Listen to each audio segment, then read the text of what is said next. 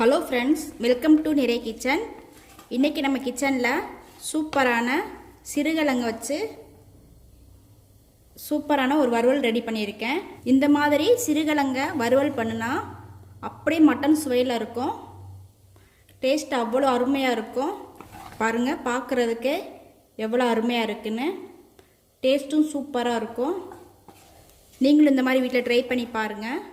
அதுக்கு முன்னாடி நம்ம சேனலை ஃபஸ்ட் டைம் பார்க்குறீங்கன்னா லைக் பண்ணுங்கள், ஷேர் பண்ணுங்கள், சப்ஸ்கிரைப் பண்ணுங்கள், பெல் பட்டனை கிளிக் பண்ணிடுங்க.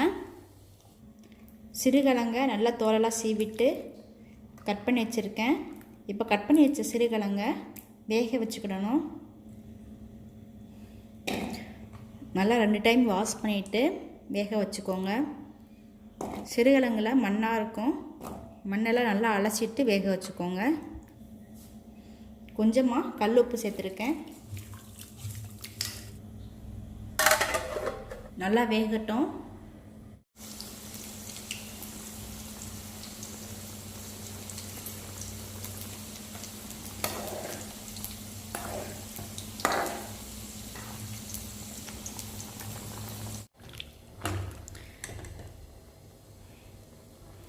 கிழங்கு நல்லா வெந்துருச்சு. இப்போ எடுத்து வடிகட்டிக்கோங்க. ஒரு மண் பாத்திரம் வச்சுருக்கேன். கடலெண்ணெய் சேர்த்துக்கிட்டேன்.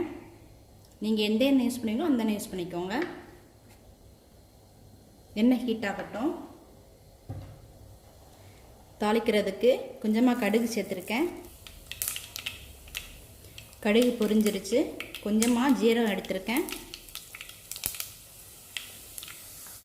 2 பெரிய வெங்காயத்தை ரொம்ப பொடிசாக கட் பண்ணி வச்சுருக்கேன்.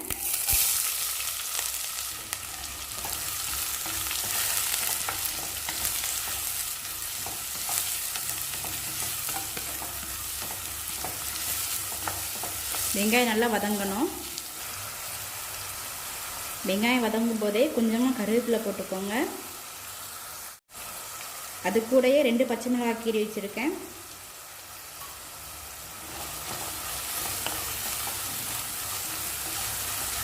வெங்காயம் பச்சை மிளகாய் நல்லா வதங்கட்டும். இப்போ கொஞ்சமாக உப்பு சேர்த்துருக்கேன். நம்ம கிழங்கு வேக வைக்கும்போது உப்பு சேர்த்துருக்கோம், கம்மியாக சேர்த்துக்கோங்க.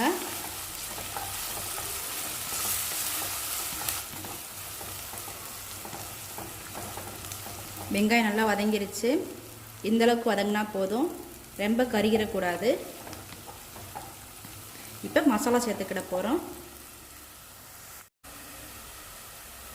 கொஞ்சமாக மஞ்சள் தூள் சேர்த்துருக்கேன். மிளகாய்த்தூள் 1 ஸ்பூன் சேர்த்துருக்கேன். உங்களுக்கு காரத்துக்கு தேவையான அளவு சேர்த்துக்கோங்க. மல்லித்தூள் 2 ஸ்பூன் சேர்த்துருக்கேன். கரம் மசாலா தூள் 1/2 ஸ்பூன் சேர்த்துருக்கேன்.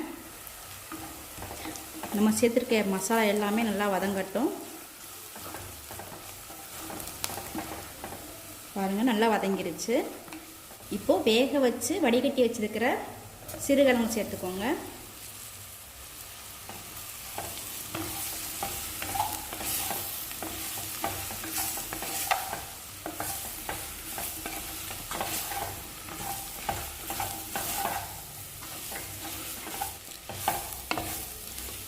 நல்லா மிக்ஸ் பண்ணி விட்டுருங்க. அடுப்பு சிம்மில் வச்சு நல்லா எண்ணெயிலேயே நல்லா வதங்கட்டும். என்னதான் வேக வச்சு வடிகட்டினாலுமே கிழங்குல உள்ள பச்சை ஸ்மெல் இருக்கும். அந்த ஸ்மெல்லு அடுப்பு சிம்மில் வச்சு எண்ணெயிலேயே நல்லா வதங்க விட்டால் அந்த ஸ்மெல்லு போயிடும். பார்க்குறதுக்கு எப்படி இருக்குது பாருங்கள். டேஸ்ட்டு சூப்பராக இருக்கும். அப்பக்கிப்போ கிளறி விட்டுருங்க, இல்லை லைட்டாக அடி பிடிச்சிரும்.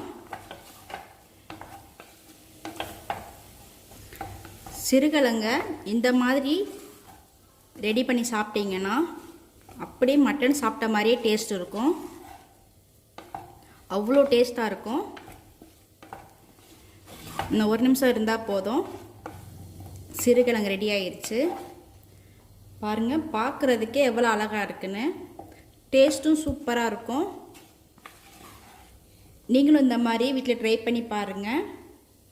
என்னுடைய சமையல் உங்களுக்கு பிடிச்சிருந்துச்சுன்னா லைக் பண்ணுங்கள், ஷேர் பண்ணுங்கள், சப்ஸ்கிரைப் பண்ணுங்கள், பெல் பட்டனை கிளிக் பண்ணிடுங்க.